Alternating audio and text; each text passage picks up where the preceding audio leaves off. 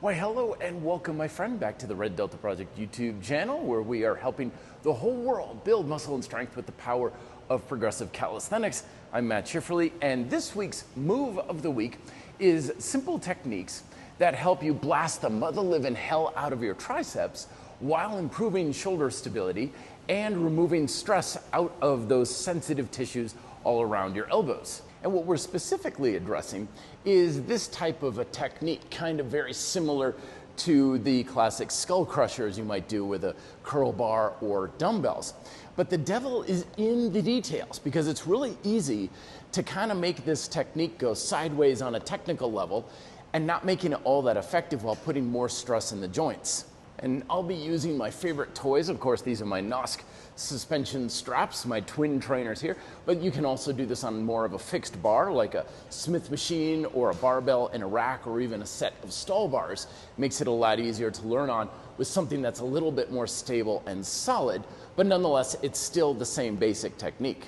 So the first thing to recognize about the setup is the lower your handles are, or the support that you're grabbing onto, the more weight you're going to be putting on your hands. Because remember, calisthenics is still fundamentally weightlifting, and we're still adding resistance by adding weight to the limbs that we're moving. So if I'm more upright like this, I have more weight on my feet, and therefore less on my hands, so it's less resistance.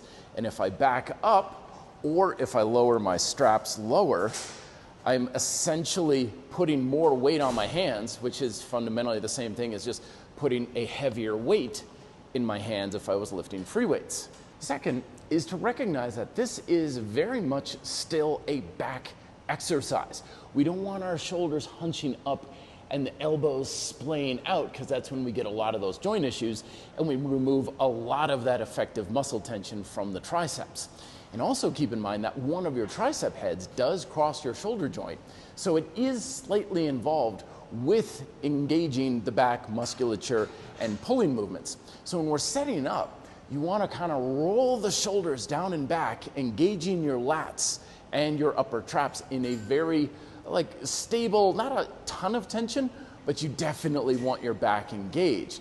That way, the force of the tricep engagement goes into your back rather than down your arm and into your elbows.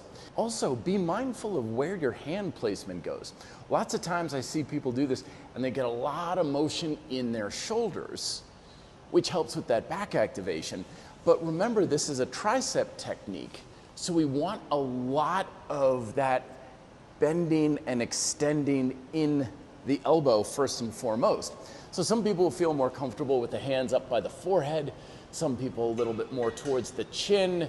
Wherever you feel comfortable and strong and stable is where you should go. There's no one best and optimal place. Sometimes people will even bring their elbows really close in and have their hands now kind of near where their neck is, for more like a press.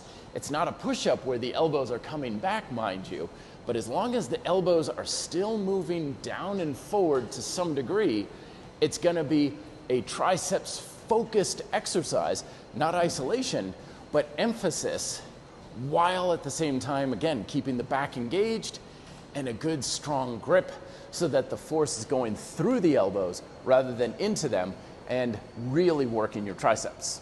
And even if you're doing it on a solid supported bar, you may not have any rotation in your hands, so let the rotation happen in your wrists, so that way when your elbows come down and forward, my wrists are bent, sort of T-Rex arms, and that way I'm not getting this really weird, awkward wrist motion, but instead having a lot of movement in my elbows, and it's just supportive tension and motion in the wrists. And as is with all progressive and suspension calisthenics, remember that the programming for this exercise is just the same as if you were doing like machines or free weight exercises. Use the same number of sets and reps as you otherwise would. I put a sample micro workout down below in the description, as I always do on these videos, to give you a little something to play with. And if you want to learn more about these, check out my two leading books, Progressive and Weighted Calisthenics and Suspension Calisthenics, in the RDP library. Links to those, as well as the entire links for all of the other books in the RDP library, including the new quick reads,